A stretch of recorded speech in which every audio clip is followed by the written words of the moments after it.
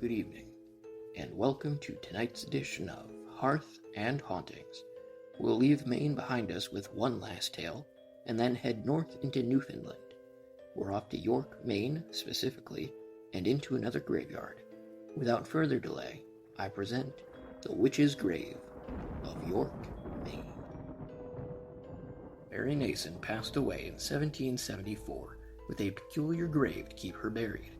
A large stone slab covers the grave and attempts to keep her from rising out of death. You see, Mary was a witch. Not the curses and hexes kind, but the herbalist kind. Her cures were so effective, all the neighbors thought it must be magic. Then again, rumor also had it that she could perform exorcisms. Mary was eventually executed for witchcraft. To this day, her gravestone emanates a strange heat, and the crows flock around her grave, said to be Mary's familiars in life, paying their respects in her death. In a house nearby, an evil spirit once haunted its rooms. Long since banished, it's rumored to haunt the edges of the cemetery, waiting for Mary to rise. It is unlikely the evil spirit is a familiar of hers, as she was known for being a white witch, and her ghost is reported to have spent time at a nearby playground, pushing children on a swing. As Mary was said to have been quite the successful exorcist, the evil spirit waiting could be one waiting for the right opportunity for revenge. And thus concludes The Witch's Grave of York, Maine. Another video will dig further into other hauntings involving these young women, all sharing the name Mary. For now, our next story takes us into Newfoundland, a story about a being known as the Old Hag. A woman discovered many women were interested in her husband, and one in particular spent an awful amount of time with him.